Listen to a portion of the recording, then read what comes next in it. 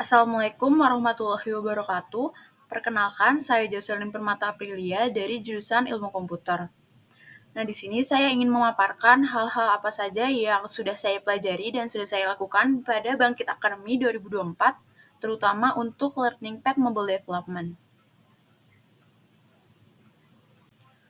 Oke, yang pertama terdapat buat Bangkit, deskripsi kegiatan, course dan project, capstone project, dan relevansi dengan perkuliahan. Bangkit merupakan program pembelajaran yang dipimpin oleh Google dengan dukungan Goto, Traveloka, dan Deep Tech Foundation. Dalam program Kampus Merdeka, Bangkit didesain untuk mempersiapkan peserta dengan skill yang relevan berdasarkan sertifikasi teknikal. Bangkit menyelenggarakan 3 alur belajar multidisiplin, yaitu Machine Learning, Mobile Development, dan Cloud Computing. Dengan mengikuti program Bangkit, peserta akan memperoleh pengalaman serta terekspos pada berbagai peluang karir di industri dalam ekosistem teknologi di Indonesia. Selanjutnya ada deskripsi kegiatan. Program Bangkit untuk Mobile Development meliputi pembelajaran individu yang terdiri dari 3, Mobile Development Technical Skill, Soft Skill, dan Inggris, serta proyek akhir dalam bentuk tim. Pada pembelajaran individu, setiap peserta akan mengikuti kelas dalam bentuk asinkronus, yaitu online melalui modul belajar di Decoding Academy, dan sinkronus dalam ILT session atau Instruction-Led Training. Pada proyek akhir, peserta akan dibagi menjadi kelompok, di mana satu kelompok terdiri atas 6-7 orang yang masing-masing berisi anggota dari berbagai learning path. Nah, berikut rincian learning method atau aktivitas belajar yang direkomendasikan pada kurikulum Bangkit 2024. Nah, terdapat online self-paced, online synchronous, project-based, dan reflection dan consultation. Untuk Mobile Development Technical Skills, terdapat 3 jenis course.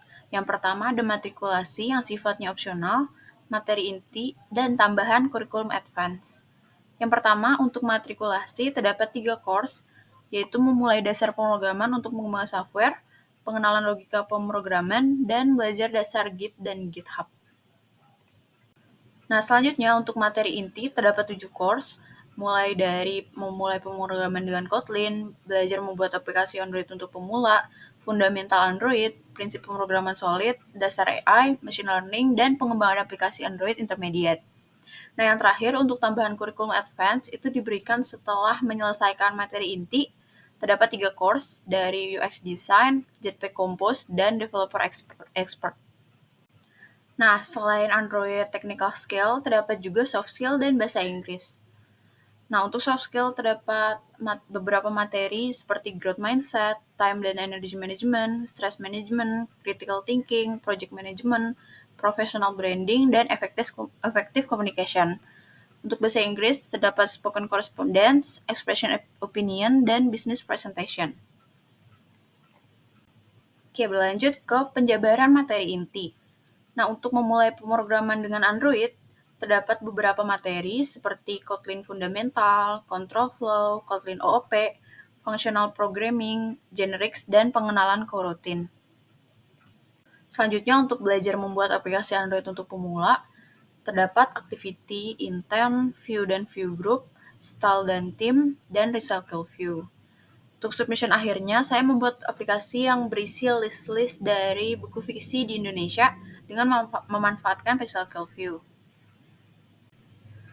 Lalu, untuk belajar fundamental aplikasi Android, terdapat fragment, navigation, background thread, Android Jetpack, testing, local data persistent, dan background task, serta scheduler.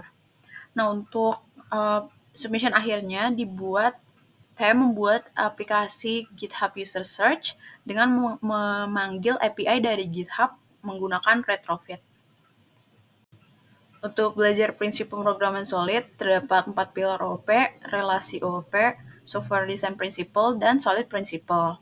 Lalu untuk belajar dasar AI, terdapat pengenalan AI, machine learning, dan deep learning. Untuk belajar penerapan machine learning untuk Android, di sini belajar machine learning pada Android dan contoh-contoh penerapannya dengan menggunakan MLKit, TF Lite, MediaPipe, Firebase Machine Learning, dan Generative AI. Nah, untuk submission akhirnya, saya membuat aplikasi untuk mendeteksi adanya kanker kulit dengan menggunakan TF Lite. Lalu, untuk belajar pengembangan aplikasi Android Intermediate, terdapat Advanced UI, Animation, Localization, Service, Media, Geolocation, Advanced Testing, Advanced Database, dan Firebase. Nah, untuk submission akhirnya, saya membuat aplikasi decoding story yang bisa melihat list-list story yang sudah dibuat oleh user.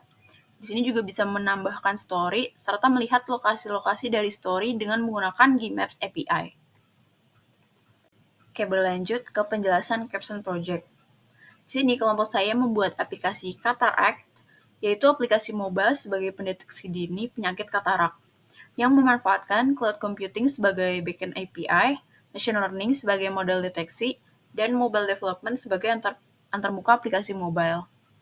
Dan di sini kami menggunakan Python dan TensorFlow untuk machine learning, JavaScript dan Cloudrun untuk cloud computing, dan Kotlin untuk mobile development.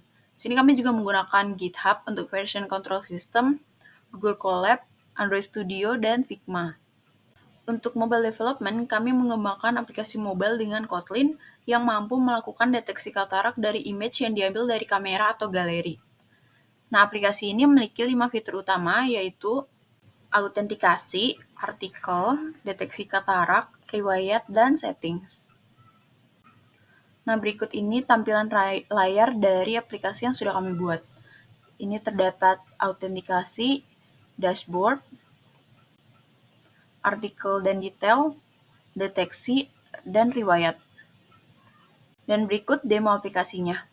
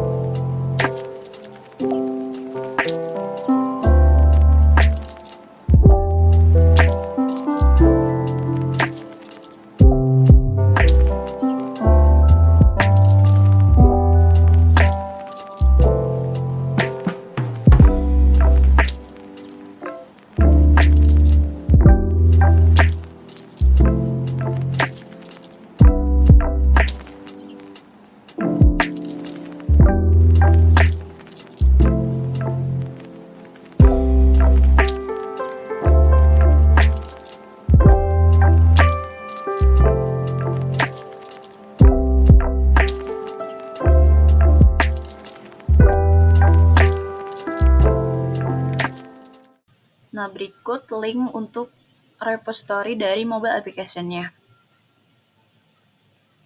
Nah, yang terakhir, untuk relevansi dengan perkuliahan, menurut saya mobile development untuk bangkit ini cukup relevan dengan perkuliahan di Fasilkom. karena materi-materi yang dipelajari itu cukup berhubungan dengan mata kuliah di Fasilkom, seperti DDP 1 dan 2. Lalu kita juga belajar cara memanage project dalam kelompok seperti pada RPL dan PPL. Dan khusus untuk mobile development, ini berhubungan dengan PBP. Karena pada PBP kita juga belajar bagaimana sih cara mengembangkan aplikasi pada mobile. Nah, bedanya pada PBP kita menggunakan Flutter, pada Bangkit kita menggunakan Kotlin. Lalu juga pada sistem interaksi kita belajar cara mengembangkan UI UX yang ramah dengan user, dan juga pada basis data kita belajar cara memanage database seperti pada caption project dan submission akhir. Nah, baik. Sekian dan terima kasih. Wassalamualaikum warahmatullahi wabarakatuh.